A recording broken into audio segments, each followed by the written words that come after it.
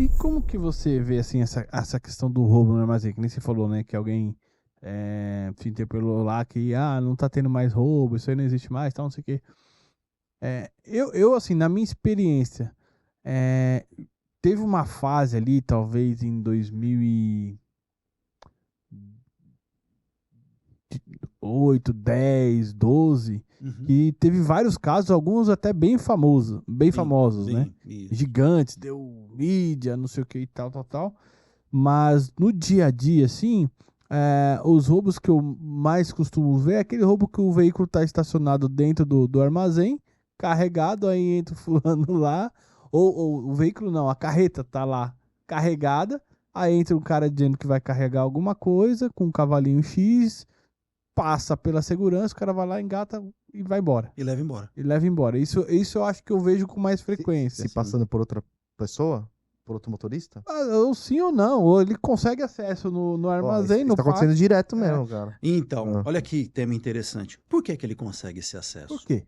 Por quê? Porque o cara do patrimonial. Tô brincando. Não, porque existe uma falha enorme na segurança. É. Você chega, imagina só, você tem um carro blindado, né? Aí de repente você é fechado. Você vai baixar aquele vidro para ir lá enfrentar o cara? Nem ferrando. Qual é a serventia do carro blindado? Primeiro, não expor você fisicamente. Segundo, fazer com que você dê fuga, não que você enfrente. Esse é o objetivo do carro blindado. E o cara ainda com o vidro aberto. Fumando ainda, né? Não. Na patrimonial é a mesma coisa. Então tem muitos empresários da logística que o cara vai lá e ele investe numa portaria blindada, numa célula de segurança, num monitoramento externo, no efetivo de segurança, no efetivo de risco. Só que ele esquece do principal, que é processo. Que é processo.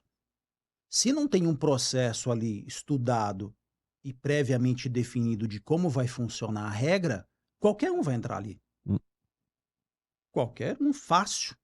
Porque o cara vem, infelizmente, mais uma vez, não são os grandes players, mas 95% eu ouso a dizer, não tem processo.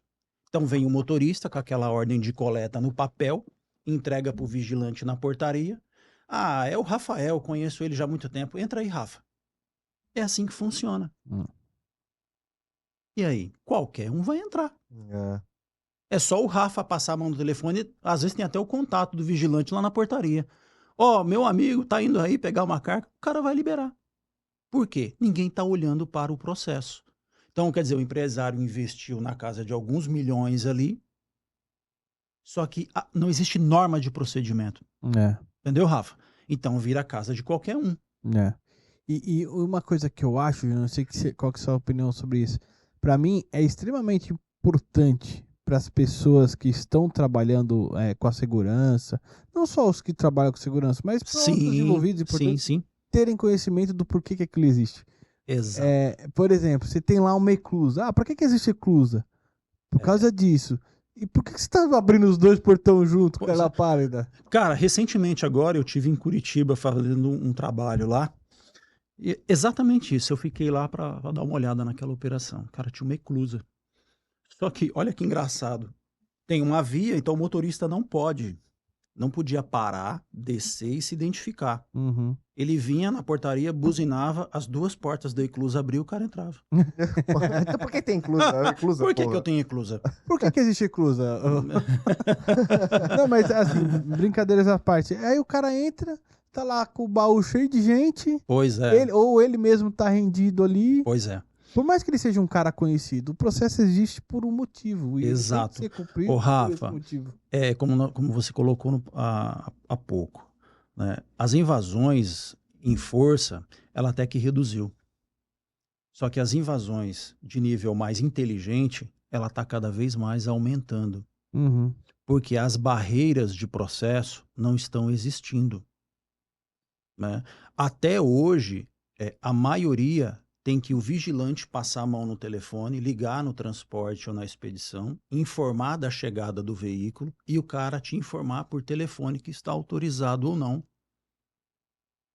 Não se dá para aquele homem lá na ponta da linha uma programação digna informatizada para saber se o cara tá agendado, se é de fato aquele Na hora que veículo bate a ou placa não. ali, já sobe, né? sobe, Porra. já sobe.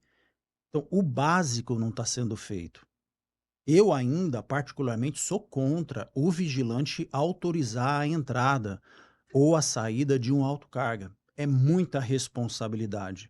No meu entendimento, as empresas tinham que ter uma expedição avançada, onde o motorista estacionasse do lado externo, se apresentasse, a expedição iria validar se procede ou não aquela carga ou descarga. Aí sim, sistemicamente autorizar, quando o cara bater na portaria, o vigilante checar e autorizar a entrada do cara na eclusa, fazer o processo que tem que fazer ali corretamente Aí e sim o aí sim vigilante liberar o faz isso, né? cara. É. Aí sim O liberar o vigilante cara. seria o porteiro só. Não, ao Exatamente. contrário, né? É, o contrário. O Ah, né, porteiro. não, sim. Exato. O controlador de É, o acesso, cara ele que só vai abrir a trabalha. porta, né? Mas Isso. o que o Júnior falou que seria o nome lá, o Expedição. expedição.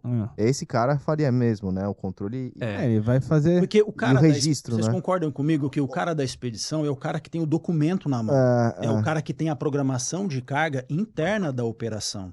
Ele sabe de fato qual é a transportadora que foi contratada ou não, se o cara é frota própria ou não, sim. se é de fato o motorista da casa ou não. Uhum. Hoje, quantas empresas contratam veículo aí, motorista autônomo, que não tem vínculo nenhum? É, Aí você põe uma carga de 1, 2, 3 milhões de reais na mão de um cara desse? é. Então, se você não tiver certeza do que você está fazendo, você pode ser roubado. O cara entra, te rouba uma carga de 1, 2, 3 milhões e sai sem dar um tiro, sem render ninguém, sai É. dando risada. O ponto é que até o que o Rafa Virou perguntou, mais né? inteligente, né? É um roubo muito mais inteligente, É, né? Muito mais. como que você obriga, porque o processo vai envolver pessoas. Sim. Como que você obriga essa pessoa a seguir essa norma? Aí Como que você controla? Como você não é audita? difícil, não é difícil. O cara do gerenciamento de risco, na minha opinião, ele tem a obrigação de, antes de implantar um processo desse, ele vai ter que discorrer as normas de procedimento. Ele vai ter que submeter à aprovação do cliente. Depois da aprovação do cliente, levar para a área de marketing ou comunicação interna da empresa. E essa empresa vai ter ali 1, 2 semanas para enviar comunicados que, a partir de tal data, as normas da segurança daquele ambiente vai mudar. Ela não vai divulgar as normas ali imediatamente, mas ela já vai preparando o público interno que vai ter uma mudança. Porque se você não mudar a cultura, você vai aprender da pior forma. A gente vê hoje vários executivos ou presidentes de empresa que ele vai numa operação logística, sexta à noite, sábado, domingo, feriado, ele leva um filho, ele leva às vezes a esposa, ou ele pode levar um amigo de negócios. Mas o segurança sabe disso? Então, se ele também não cumprir, se ele também não der o exemplo, ele mesmo está desmontando toda uma estrutura de segurança e colocando até ele mesmo em risco, porque ele pode ser sequestrado. Ou a família pode ser sequestrada. E às vezes, né, Júnior, eu não sei o que você acha, eu gostaria da sua opinião Claro. nesse sentido. Por exemplo, às vezes a gente põe muita responsabilidade no vigilante, por exemplo, que nem você falou. Muita. Às vezes o cara tá lá fora fazendo as conferências, ele vai ser o primeiro cara a ser É bordado. o primeiro que vai cair. Ele vai ser o primeiro a ser bordado. Aí eu que tô aqui do lado de cá sou amigo do cara. Aí eu já Isso tenho um apelo emocional que eu vou abrir mais fácil. Eu tô numa eclusa aqui isso aí. blindada, mas e daí? O E cara, daí? meu amigo, tá lá sendo. A norma está dizendo que se você estiver dentro do ambiente blindado e a casa cair lá fora, você não pode abrir. Você corre risco de vida, você também pode morrer. Sim. Mas é como você falou, o apelo emocional é o amigo. O cara tá vendo o cara com uma pistola na cabeça, ele vai abrir. Eu já fui atender, certo, lá alguns anos atrás, um sinistro, cara. A gente foi na hora, a seguradora ligou para a empresa e falou: cara, aconteceu uma invasão, agora levaram X. E aí eu fui deslocado pro local. Chegando lá, o cara tinha tudo. Tudo, cara.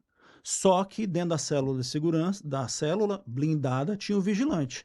O cara lá fora rendeu o efetivo que estava externo, porque a portaria blindada estava aberta e os caras estavam tomando café lá fora. O ladrão trouxe o líder pelos cabelos na porta da célula de segurança e colocou a pistola e falou: abre. O cara abriu. Abriu, levaram 3 milhões de reais. É isso que eu. Até em condomínio residencial. Muito. Você vê, às vezes, o vigilante ali sendo o cara que recebe as visitas, né? Pois é.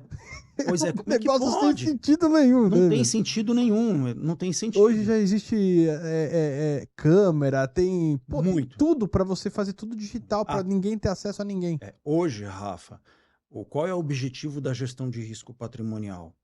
Não tenho nada contra as empresas de segurança patrimonial, tá? Eu quero deixar isso aqui muito, muito simples, muito claro, porque o vigilante, ele é necessário na Sim. operação. Ele é, mas hoje a tecnologia está vindo para absorver muito das missões do vigilante. Isso é fato, né? Exemplo, qual é o primeiro cara que cai numa invasão? É o vigilante ronda. É o vigilante ronda, porque ele está rondando. Geralmente os caras arquiteta entra pelo perímetro, se não tiver um alarme, se não tiver uma câmera. Uhum. E vamos lá, nós conhecemos aí grandes embarcadores, recintos alfandegados, transportadores, que o cara tem até 500 câmeras, 2.000 câmeras para um operador olhar, sem uma inteligência Isso. artificial, sem um vídeo analítico que Tem seja, como. não dá, é impossível o cara pegar tudo. Então o vigilante ronda geralmente é o cara que cai. Ou quem é o outro cara que cai? O supervisor da segurança patrimonial. Por quê? Tá tão acostumado a vir no posto que quando ele chega os portões se abrem. Aí ele entra ali com a cobertura. Será que a cobertura é a cobertura mesmo ou é os caras que ganharam o cara lá fora? Pois é. Tudo isso é o quê? Risco de processo. Então o cara do gerenciamento de risco, o responsável pela segurança, tem que estar muito atento a isso. Porque é nos detalhes que os caras se aproveitam.